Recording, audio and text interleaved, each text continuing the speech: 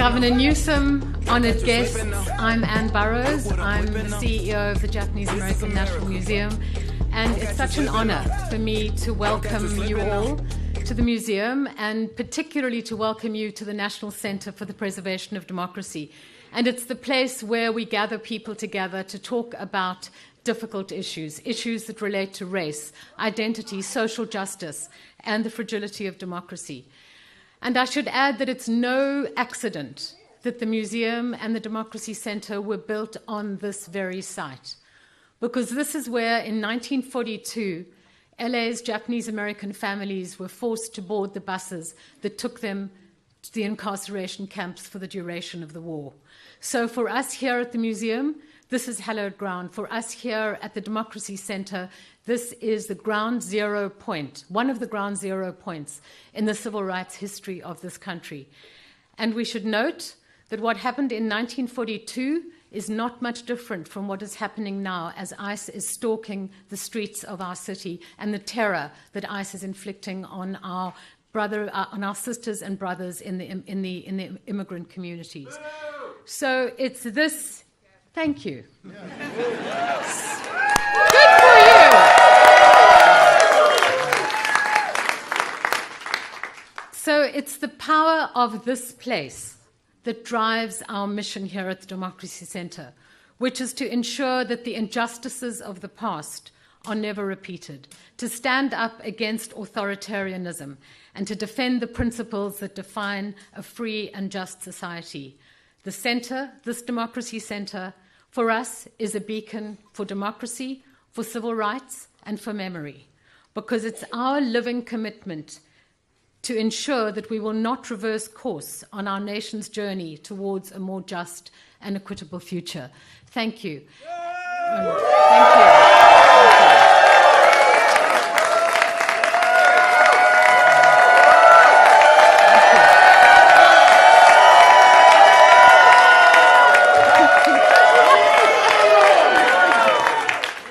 And now it's my very great honor to welcome to the stage Sarah Sadwani, who is from the California Redistricting Commission. Thank you.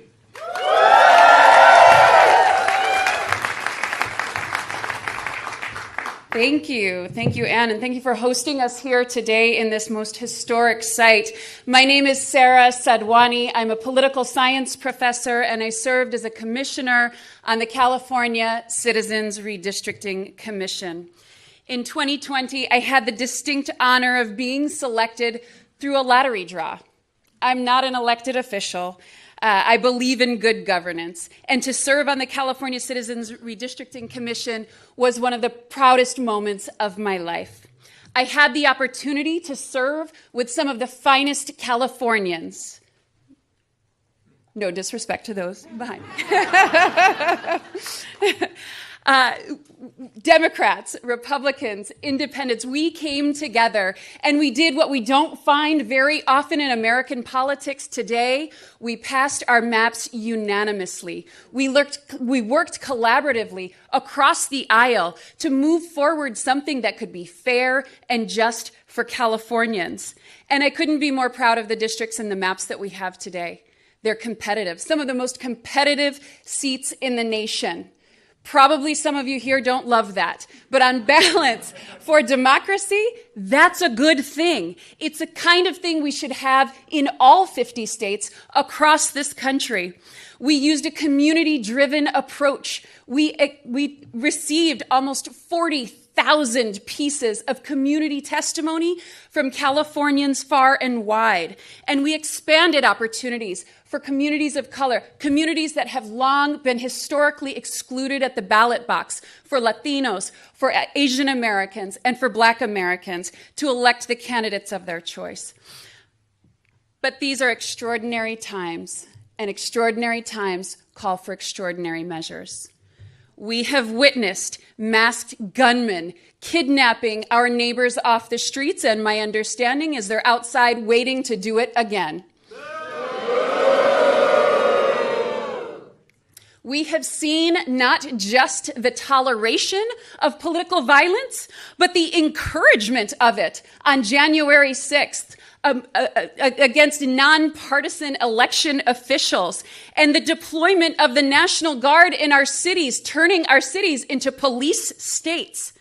And if that wasn't enough, we are watching executive overreach that no doubt is making our founding fathers turn in their graves. And we have to take action. These are the hallmarks of a democracy in peril. My political science colleagues, Stephen Levitsky and Daniel Ziblatt, who authored a very famous book at this point, How Democracies Die, wrote, "Protecting democracy requires more than fright and outrage. We must be humble and we must be bold." I'm here today to be humble, to set aside the good work of California. But I do so with the expectation that this is a one-time occurrence, that this does not subvert the will of the people of California. And I call upon these many leaders who have joined here today to be bold, to fight for American democracy, to not just pass maps for 2026, but to fight for independent redistricting in all 50 states so that we can level the playing field of a representative democracy.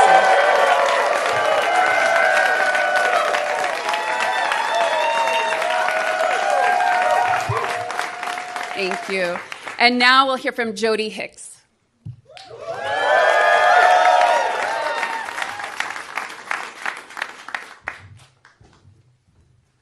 Wow, thank you so much. Thanks for having me here today. I am Jody Hicks.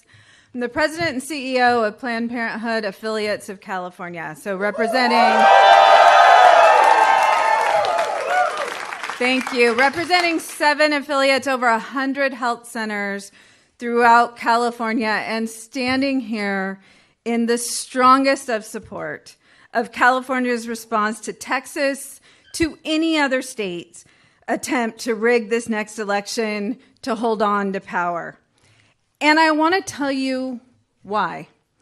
If you remember, it was not that long ago that this administration changed the rules to appoint anti-choice justices to the Supreme Court with the mission to overturn Roe. And that's what they did. 50 years of protections that women had are obliterated because of this Supreme Court.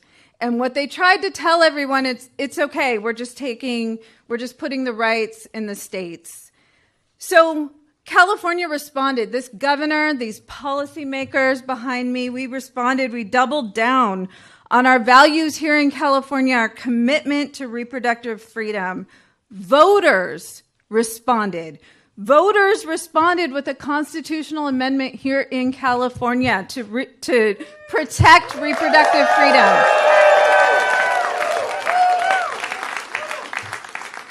Voters responded to what was happening across the country by flipping congressional seats here in California, by kicking out those anti-abortion extremists in an attempt to flip the House.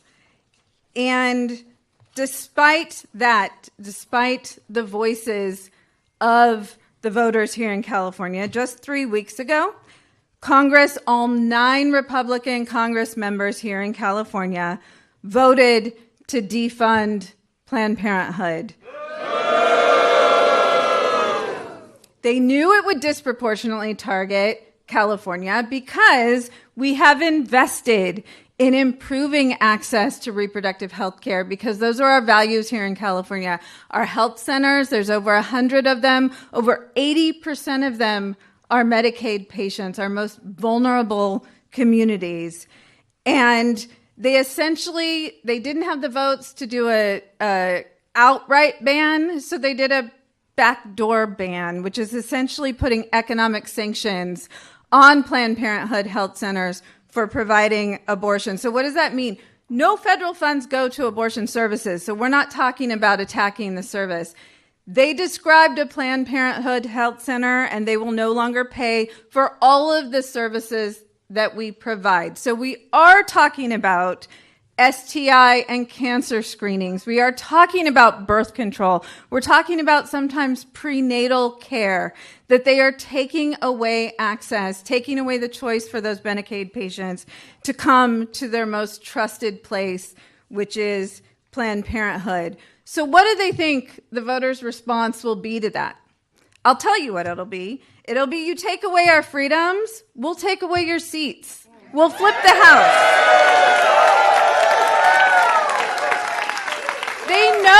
They know that will be the response. But what are they going to do as a response to that? They're going to rig elections.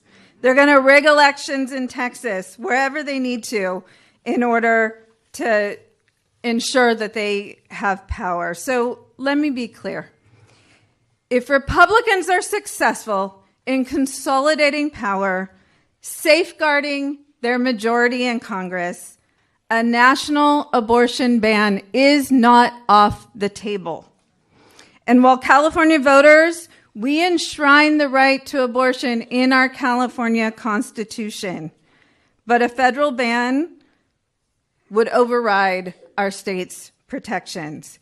And we can't let that happen. We can't sit idly by while the Trump administration, while their backers in Congress pursue every avenue to strip blue states of their autonomy, of people's fundamental rights. Republicans in Washington, across the country, they continue to become more bold. They're more brazen, they're more cruel. And if we do not fight back, they will continue to seize unfettered power, defy the will of the people, and threaten the health and well-being of all of us. So 3 years ago, we stood before California voters and asked them to stand with us to put protections in our California Constitution. And guess what? 67% of Californians did that. So today I'm standing before you again, asking those same Californians to once again protect reproductive freedom, protect the values of California, and stop Donald Trump.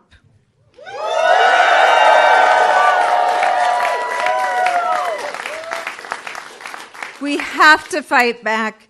It is the right thing to do. It's the necessary thing to do. And this is California. We don't have another choice. Thank you.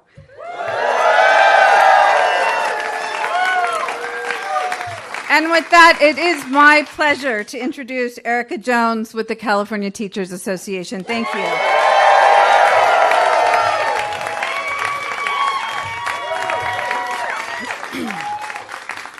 Good morning. My name is Erica Jones, and I am the Secretary-Treasurer of the California Teachers Association, a union of 310,000 public school educators. I am also an elementary school teacher here in Los Angeles. The Trump administration is waging war on every public institution we hold dear. In the short few months he has been in office, he has worked with Republicans, including 9 from California, to freeze funds for critical education programs, including after-school programs, teacher trainings, and migrant education programs. He's cut health care for millions of our students and their families, attempted to dismantle the Department of Education, and pass a voucher program designed to destroy public education entirely. There have also been unprecedented attacks on our immigrant communities and our LGBTQ+ students and families. The Trump administration removal of schools as safe zones from ICE has unleashed a level of trauma and fear that no one should have to endure, let alone our children. Just this week, a 15-year-old student here in Los Angeles was detained by federal agents outside Arleta High School. Our students deserve better. The majority of Americans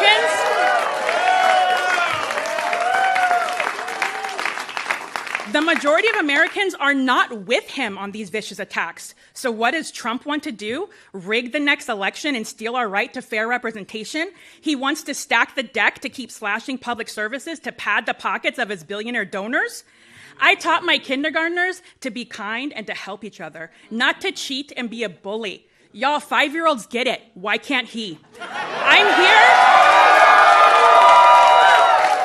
I'm here today because educators across California, from Calexico to Crescent City, are ready to fight back. We spent months reaching out to the 9 Republican representatives in California. Several refused to even meet with their local teachers in their offices. Some lied directly to our faces and promised they wouldn't vote for draconian cuts to our schools and our health care, only then to go back to DC and side with Trump and vote to harm our kids and our families here in California. Given these extreme threats and these corrupt politicians who will throw their own communities under the bus, our union stands in full support of this ballot initiative. We are ready to do whatever it takes to stop this power grab and fight back against any and all attacks on our democracy, on our students, and on public education.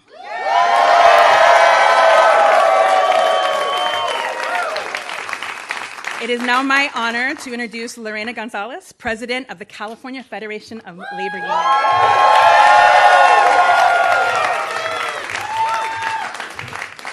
So, good morning. My name is Lorena Gonzalez. I am the President of the California Federation of Labor Unions, AFL-CIO, representing 2.3 million workers throughout the state, over 1,300 different local unions from every sector you can imagine. And we stand with our colleagues today in calling for a response. And I'm going to say that very clearly. This is not something we take lightly. We voted on this, and it was unanimous among our unions for one reason. We're not a partisan organization. A lot of people forget that. We have Democrats and Republicans. And we understand that some of our members even voted for Donald Trump. We understand that. They were told by him that he wanted to make us more safe, that he wanted to deport criminals. And instead, he's been deporting and targeting workers and grandmothers and children and dreamers. They were told, even our Republican members, that he was for working people, that somehow he cared about bringing manufacturing and jobs back to America and to make sure that working people were taken care of. And what has he done? He has systematically destroyed our federal government unions by abolishing, basically, collective bargaining agreements that were decades in the making. He has taken away the right to collectively bargain of every employee he possibly can, and that is not pro-worker. So we tell our members who believed him, it's okay. He fucking lied.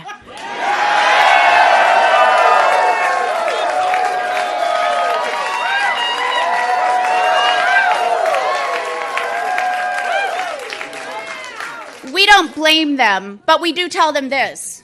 And they know this because they showed it in the last election. Even those who voted for Donald Trump in some of our reddest areas in the state said, we are going to send a check by voting for a Democrat to Congress. We had split ticket voting in a number of districts, and in fact, flipped 3 of those. That's what Donald Trump was afraid of. That's why he went to his lapdog in Texas and said, do something for me because they're about to come get a couple more. Yes, we were. But if he wants to cheat, we're going to fight back. We are tired of lapdogs. We want people who are independent, not obedient. And it's time for us to show a little disobedience to Donald Trump. It's time for us to fight with everything we have, because if we care about working people, and I very much do, and I know the people behind me do, if we care about unions, the right to make better for your life, to work a hard day and be able to come home and afford a house, to put your kids through college, to put food on the table. If we care about this, then we have to fight and make sure elections are fair. We have to make sure that there is a check in Congress, and California can unilaterally do that. And we are proud to stand with our Governor Gavin Newsom, who is ready and asking us to fight back. We will fight back every single day, and we will go to every one of our members and every member of the public to remind them that if you care about your future, if you care about your kids' future, you have to recognize this. I don't care what your job is. I don't care what part of the state you live in. I don't care where you came from. You have more in common with an undocumented farm worker than you did with the fucking billionaires who are causing this problem in the first place.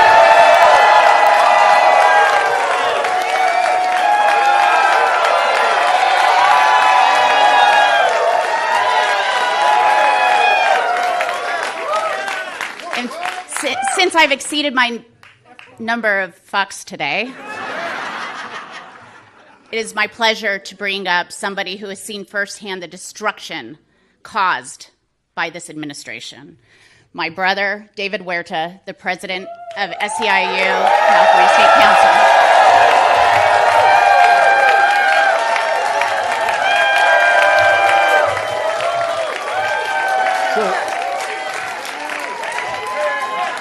So I see a lot of union members in the house. Si se puede, si se puede, si se puede, si se puede, si se puede, si se puede. When we fight, we win. When we fight, we win. And fight we will. Take a deep breath here.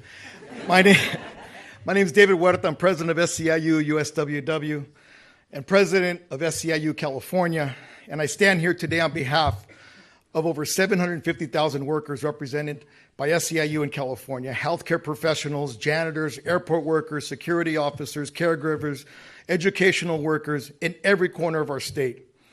And SEIU members are ready to fight. SEIU members across the board, black, brown, Asian, white, we are worried about our democracy, and we are choosing to act. We've been protesting on the streets, and now we're gearing up to the fight at the ballot box. Workers, and in particular workers of color, are rising up to defend our democracy. And SEIU members are no strangers to fighting for democracy. Our members know what's at stake, and they know that we're in for a fight. But when we are in a fight, we're all in that fight. And we're ready now because democracy is at stake. Republicans in Texas, Washington, D.C., and other states are colluding with Trump to consolidate one-party authoritarian power in Washington. The same Republicans that changed the rules to pass their atrocious big pile of garbage, I'd say shit, well actually I'm going to say big pile of shit, because it is a big pile of shit, are now trying to change the rules to stay in power. Working people will not stand back and let it happen. Republicans have one goal, and that goal is to silence the voices of working people, divide brown and black communities in particular, unleash terror in immigrant communities, and establish a government that will serve corporations and the wealthy, not the working people. And it's particularly important that we are gathered in our beautiful city of Los Angeles, because it is here on June 6th that they unleashed hell on our streets. It's here on these streets that masked men came into communities, unidentified, incarcerating, taking working people, taking mothers, fathers, aunts, uncles, neighbors off our streets. And for me is with the great sense of pride as an Angelino that we saw our community defending family, defending community, but most of all defending our democracy.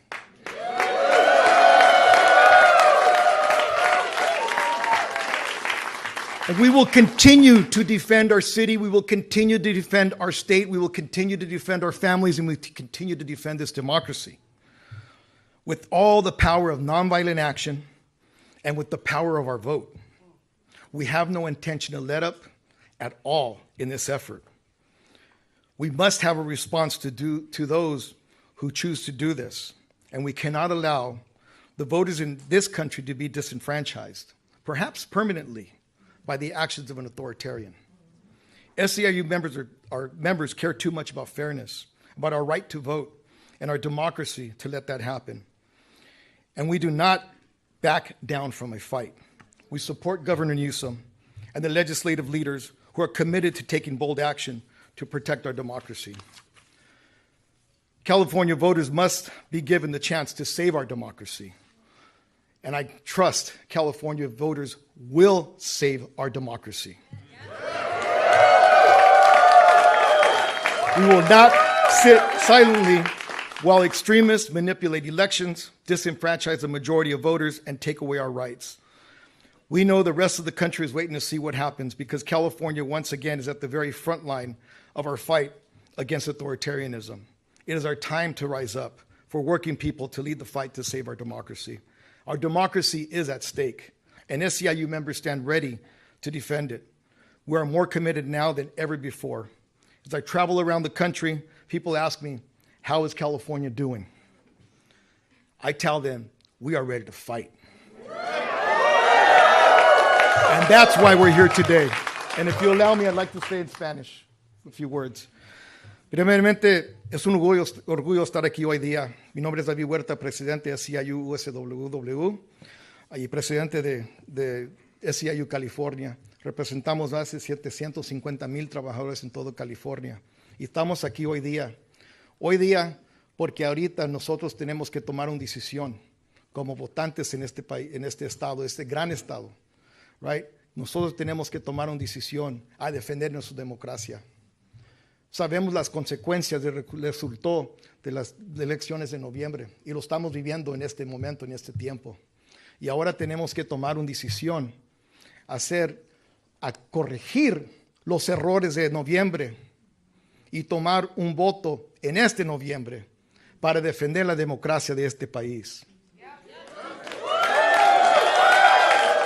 Vinimos aquí a este país para una mejor vida. Vinimos aquí a sacrificar para nuestros hijos, a trabajar, a construir. Y nuestra contribución es algo que se debe respetar. El mano de obra se respete. El mano de obra es digno. Y el mano de obra lo vamos a mostrar en noviembre. Porque jamás vamos a tomar decisiones decidiendo nuestro voto por el costo de un huevo en vez del bienestar de nuestras familias. Y hoy día empieza esa lucha a corregir el error que hubo y a defender nuestra democracia, nuestra casa, nuestro hogar. Y vamos a seguir defendiendo este hogar que es de este país y vamos a hacerlo en noviembre. ¿Se puede? ¡Sí! ¿Se puede? ¡Sí se puede! So, ¿se puede? ¡Sí se puede! ¡Sí se puede! ¡Sí se puede! ¡Sí se puede! So, it's now my honor and privilege to introduce a friend and a leader on behalf of my family, on behalf of all of us in California, with great gratitude, Assemblymember Isaac Bryan. Sorry.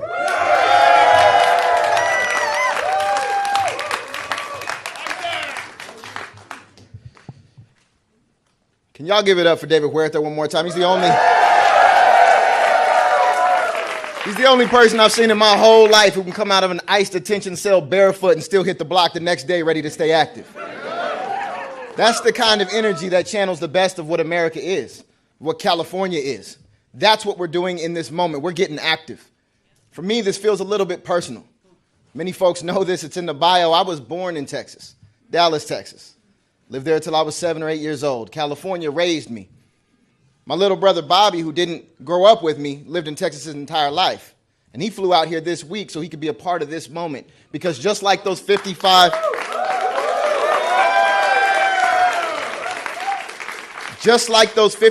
Democratic legislators in Texas who left courageously, patriotically to break quorum so that their state couldn't lie, cheat, and steal national elections from the American people, that's what my little brother did and coming and letting his voice be heard. This isn't about redistricting. Don't let anybody tell you it's about redistricting. I've seen a few different polls. Do Californians hate gerrymandering? Yes, we do.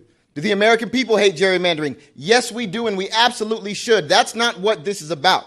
This is about whether we will let the authoritarian in the White House break our democracy while we sit silent, while we take a high road that doesn't exist anymore. Now isn't that moment. Now is the time to square up and defend all that we deserve, all that we've built, all that makes this country truly great. And it's really special to start this off here in Los Angeles. Goodness gracious, LA. We had the biggest fires we've ever had in our city's history. And what happened when they denied us federal aid? We rallied together. We created mutual aid. We stepped up for one another like we should. And then they came with ICE and they ran through our streets looking for families to separate. And what did we do? We took hundreds of thousands to the streets to stand up and defend folks who were struggling. And then they sent in the military. And then the governor sent them packing. And now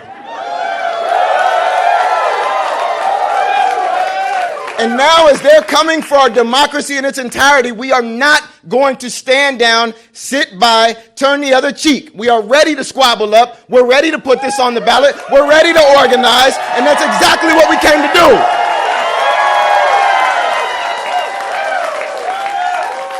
Fannie Lou Hamer said, we don't run from our problems. We face them head on. We're going to face this one head on.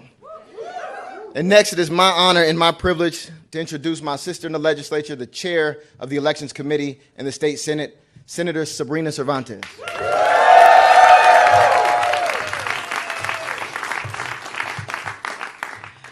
Today, we are at a flashpoint, a crisis set in motion by Donald Trump and Texas Republicans who see the writing on the wall. In Texas, politicians are redrawing the congressional maps so that they can choose their voters instead of letting voters choose them. They are silencing working families, Latino voters, Black voters, and propping up an authoritarian presidency. That's not democracy, that's cheating. Here in California, we do it differently. We have an independent citizen, not politicians, drawing our map so that every vote counts equally. In California, we believe voters should have the final say at the ballot box on any changes. The American people have made it clear. People want their health care, not tax cuts for billionaires. People want lower prices for working families, not tariff taxes that are costing American consumers hundreds of billions of dollars. People want a government that trusts science and fact, not secret police dragging innocent people off the streets into unmarked vans.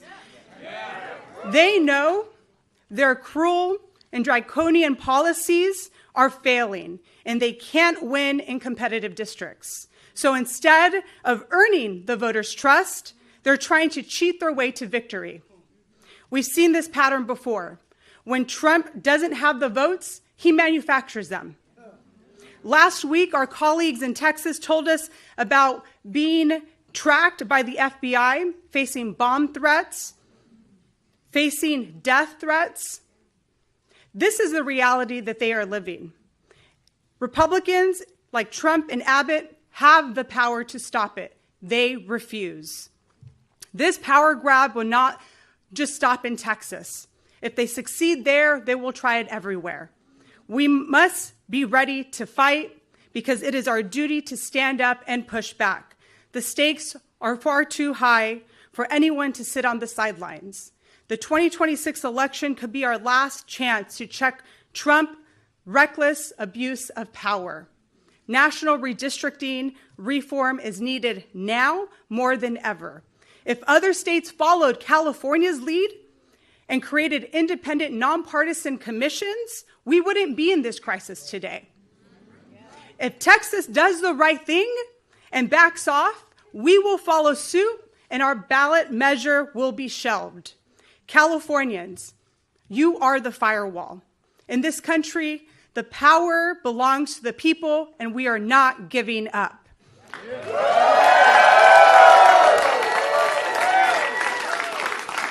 It is now my distinct honor to introduce the House Democratic Caucus Chair, Representative Pete Aguilar.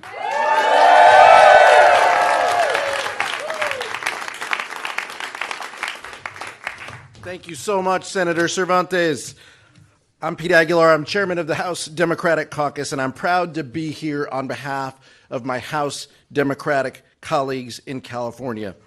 We're here today because the Republican-controlled Texas state legislature wants to rig their congressional map at the request of Donald Trump to make it harder for Democrats to flip the U.S. House and to hold Donald Trump accountable. And Texas isn't alone. Other Republican-led states are making deals with the president to try to do the same thing. Donald Trump knows that without a Republican Congress to give him a free pass, his deeply unpopular policies will face real oversight and accountability. Accountability for cutting health care for millions of Californians. Accountability for disappearing people off the streets. Let me be clear. Californians believe in fair maps. Maps drawn by our independent, citizen-led commission that respects the voice of every voter. But if Texas and other red states want to move forward with their partisan power grab to rig the elections, we cannot sit on the sidelines.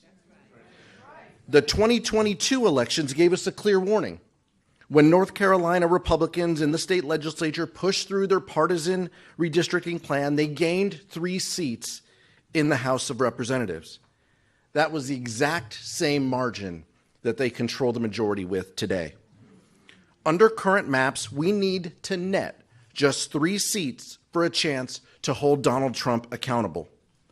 California has the largest congressional delegation in the country. And with that comes the responsibility to lead the fight against attempts to steal power from the American people. We have to fight to protect our democracy. Because if we don't, the harm of this Trump administration inflicting on our country is guaranteed to go unchecked as long as he is in office. Unlike Texas, where they are blatantly disregarding the Voting Rights Act in an attempt to disenfranchise voters, California will hold firm to our values.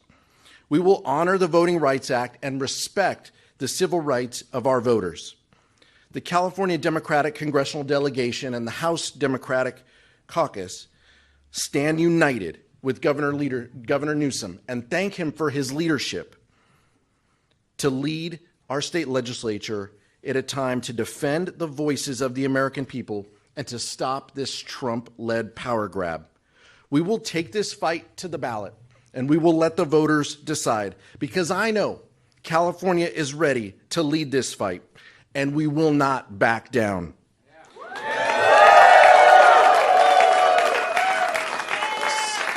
Someone who has a proven track record in defending democracy, our Senator Adam Schiff.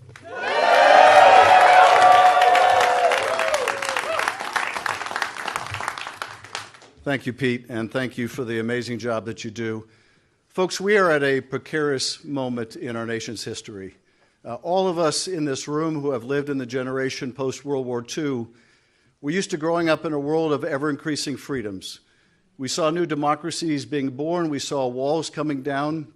We saw our freedoms expand, the freedom to speak our mind or practice our faith or to love whom we would love, and we thought that this was inexorable, that it was like the moral arc of the universe always bending towards justice, until suddenly we found ourselves in a world where it was not bending towards justice, until suddenly we saw not new democracies being born, but new autocracies.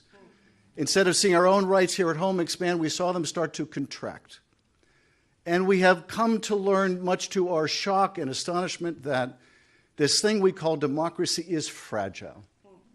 And now we are on the precipice of another great threat to our democracy, and that is this effort by Donald Trump and Republicans in Texas to take people's vote away, to make the votes of those in California worth less, by taking lines in Texas that are already horribly gerrymandered to elect Republicans and making them worse. This is a president who has never viewed himself as a president of the United States of America, but only as a president of some of the states and some of the regions that voted for him. This has never been the case in America. But I will say this, you come after our votes in California, and we will fight you tooth and nail.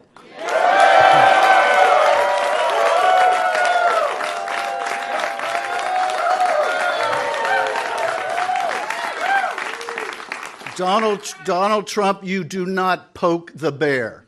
Not while we're around. And people need to understand why he's doing this. They just passed in Congress the most reprehensible bill, their big ugly bill, that is raising health care costs for millions of people. It's going to cost millions of people their health care. As we stand here today, notices are already beginning to go out to tell people their health insurance costs are going up by 50% or 70%. People now, parents that are off buying back-to-school things for their kids, are seeing backpacks up 30% because of his stupid tariff wars, and pens and pencils costing even more. They're having to tell their kids they can't engage in certain extracurricular activities because they just don't have the money. People losing their health care, their costs are going up. This guy ran on a platform of bringing down the cost of the American people, and he's a failure. He's a failure. Costs continue to rise, but take solace in this. As you, the American people, are paying more and more for your everyday lives, Donald Trump's economy is going great. His personal economy is great. He's building a $200 million ballroom for himself. He just got his third Air Force One. He's making more money for himself and his family than he ever has in his whole life put together. He doesn't give a rat's ass about you. Not in California, not in Texas. He only cares about himself. It is his underlying corruption that is responsible for the reason why you are struggling hard to make a living. And we are going to fight back. We're going to make sure that here in California, your vote matters. If they're going to play with fire, we're going to fight fire with fire. And let me just say this to quote our wonderful governor, Donald Trump, thank you for your attention to this matter.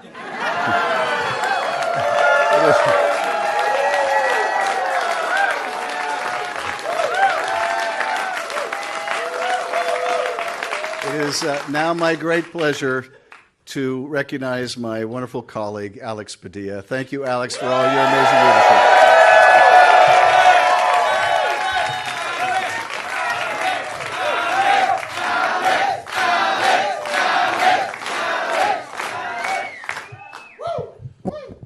I'm Senator Alex Padilla.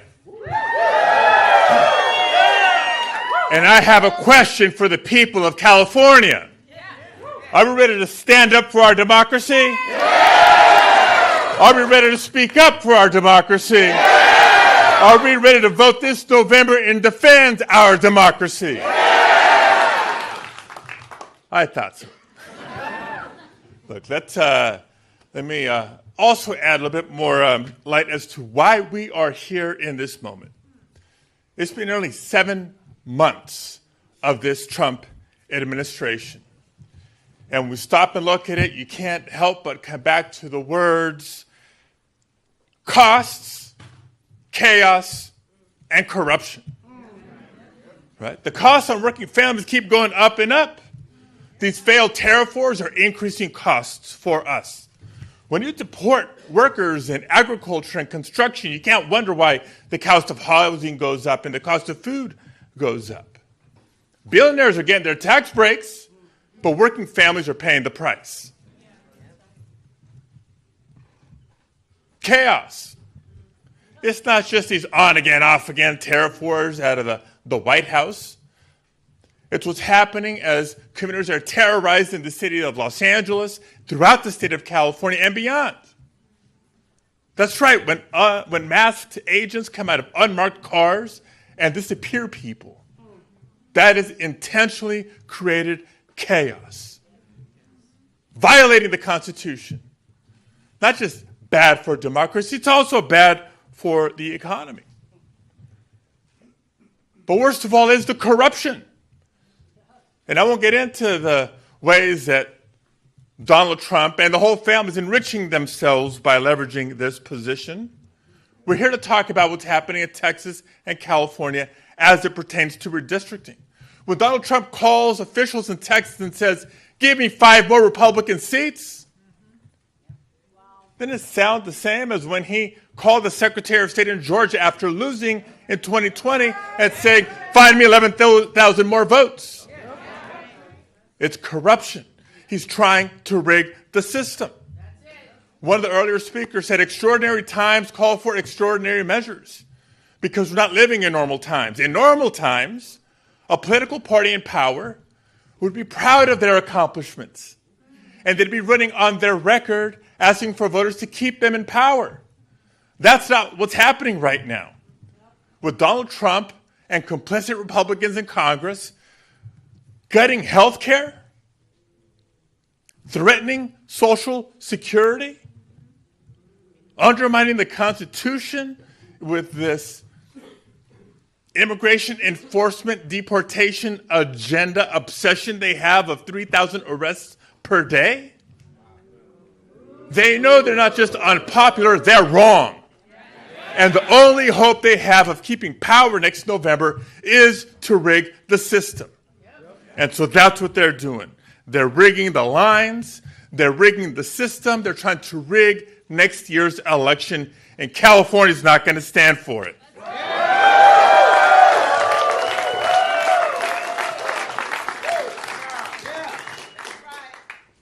Como mi hermano David Huerta, unas palabras en español. Claro que se puede porque juntos podemos. Estamos aquí anunciando el esfuerzo que los líderes de California están listos de tomar para defender nuestra democracia nacional. Todavía hay tiempo para los líderes de Texas que decidan hacer lo correcto y no entregarle a Donald Trump lo que él está exigiendo. Cuando él llama al gobernador y los legisladores de Texas diciendo, deme 5 más distritos republicanos, es como cuando llamó al secretario de Estado de Georgia después de haber perdido la elección el 2020, cuando les pidió, encuéntrenme 11,000 más votos. Estos no son tiempos normales.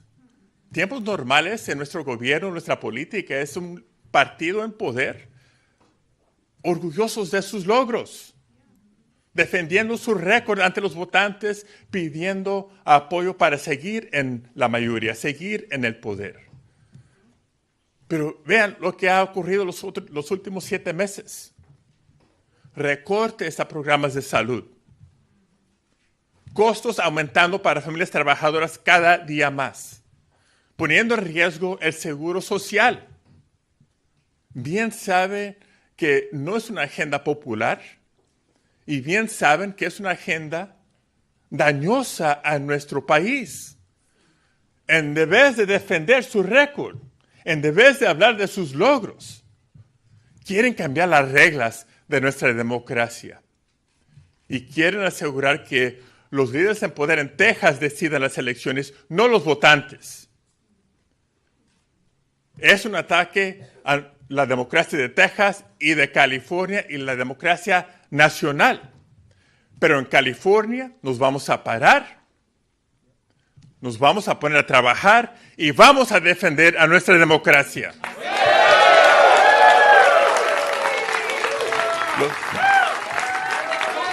Este noviembre los votantes de California van a determinar si seguimos con una democracia fuerte o no.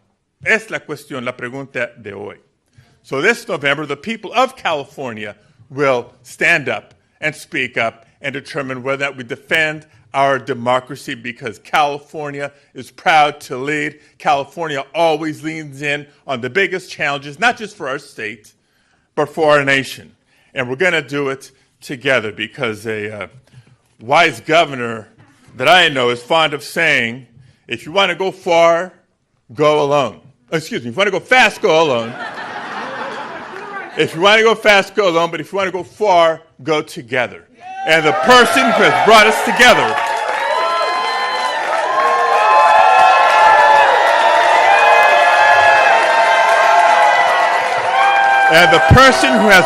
together for this fight of all fights is our friend, Governor Gavin Newsom.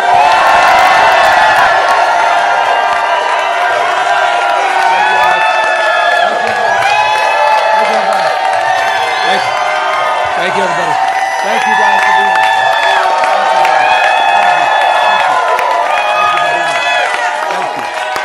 Thank you.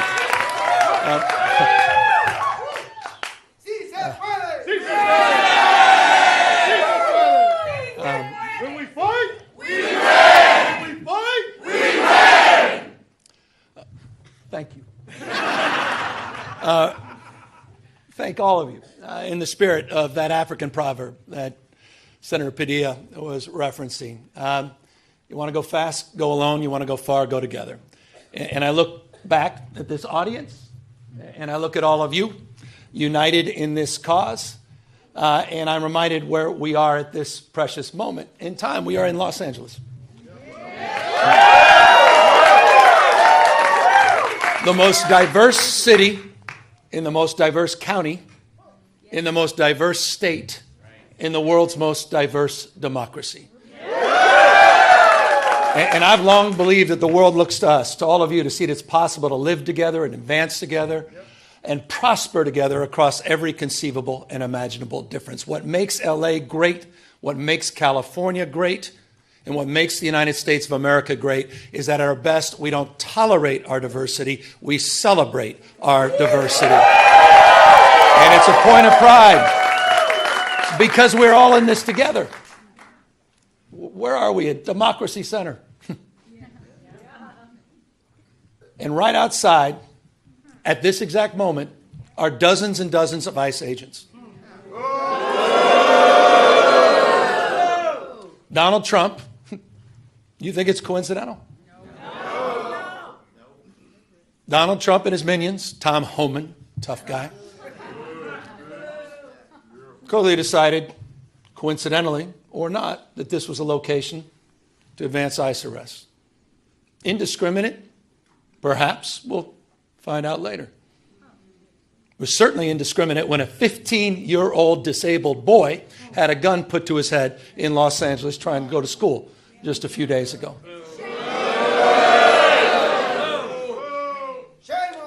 I met with it.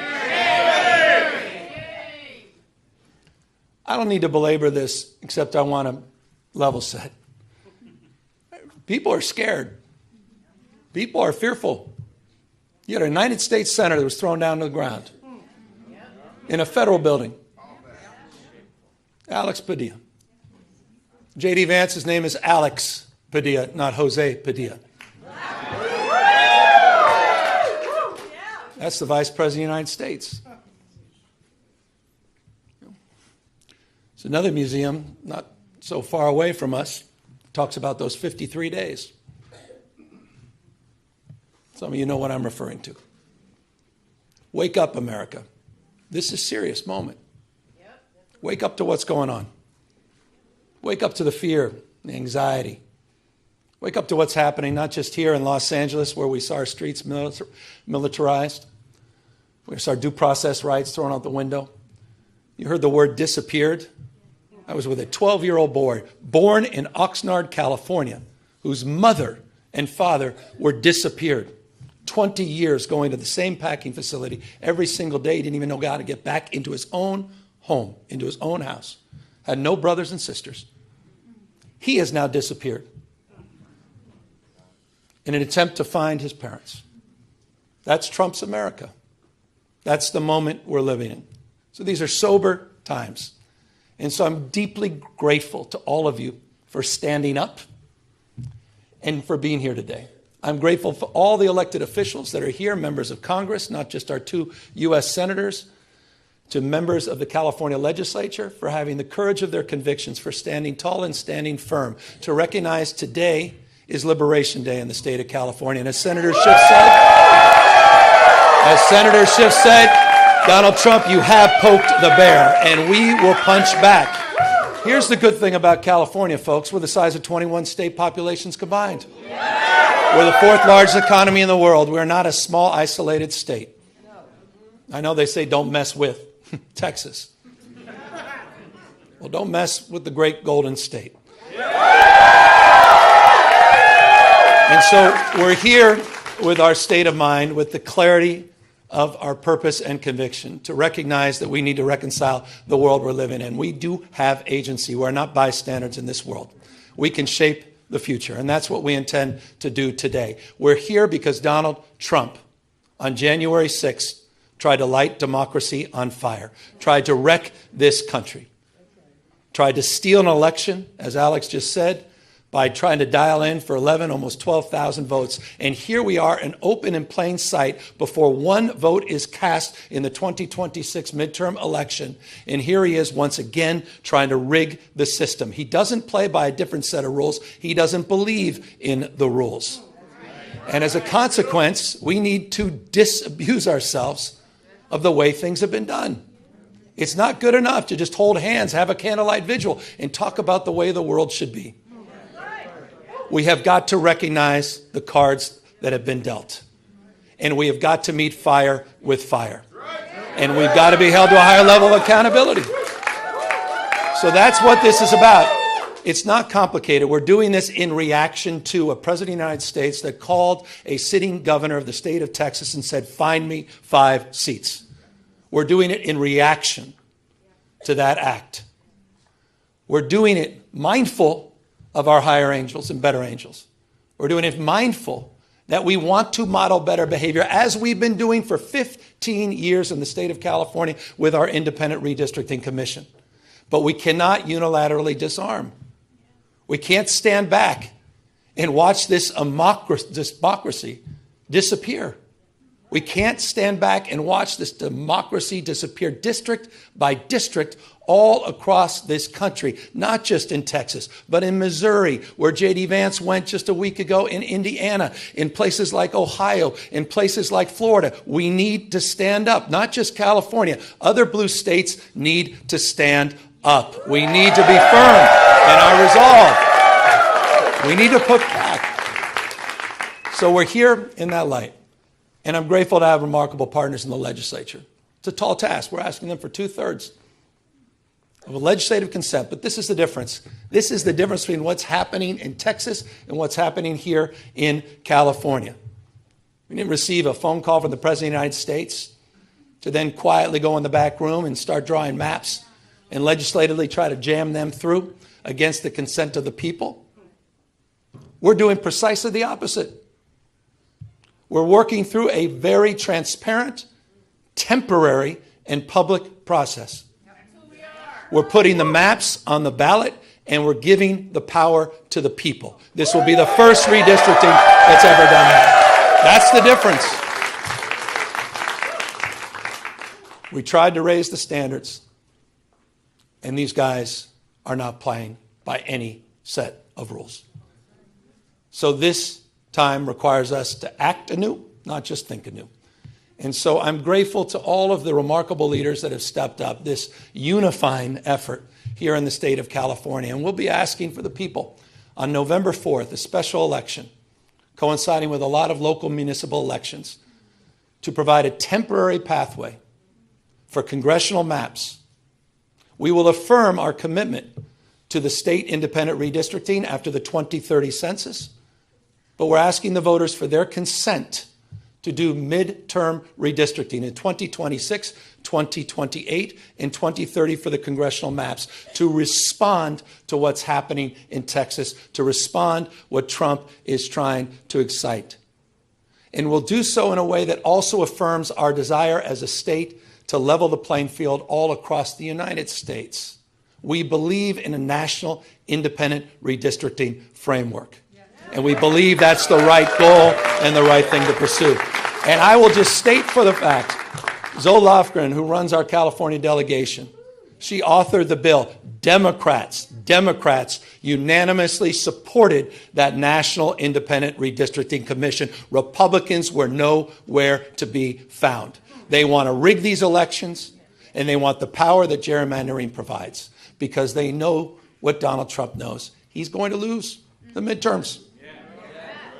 He knows de facto his presidency ends in 17 months when Speaker Jeffries is back in office. He knows it. Why else would you try to rig the system? Why else would you make the phone call? He's a failed president. Who else sends ICE same time having a conversation like this? Someone who's weak. Someone who's broken.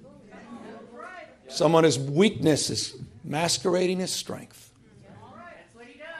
The most unpopular president in modern history. An economy that's collapsing all around him. You saw the new wholesale prices going up almost a full percentage point today. Inflation is going up. Job creation is going down. He's trying to rewrite history, Smithsonian, censoring historical facts. And in the spirit of what Adam Schiff said, he's trying to put America in reverse on voting rights, civil rights, LGBTQ rights, on women's rights. He wants to bring us back to a pre-1960s world. That's what this is all about. It's about power, and I want to end on this. And we are about to give power back to the people.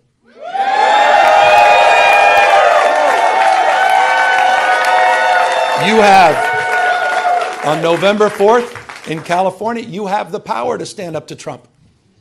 You have the power to declare that you support a system that is not rigged. You have the power on November 4th to stand up for people that are being bullied. You have the power to stand up for people that are being intimidated. You have the power to stand up to the rule of law. We're giving the people of this state the power to save democracy, not just in California, but all across the United States of America. I hope we are waking up to this reality. Wake up, America. Wake up to what Donald Trump is doing. Wake up to his assaults. Wake up to the assault on institutions and knowledge and history. Wake up to his war on science and public health. In his war against the American people. This is a guy who lays claim to want to get a Nobel Prize, sitting there and bending his knee to Mr. Putin.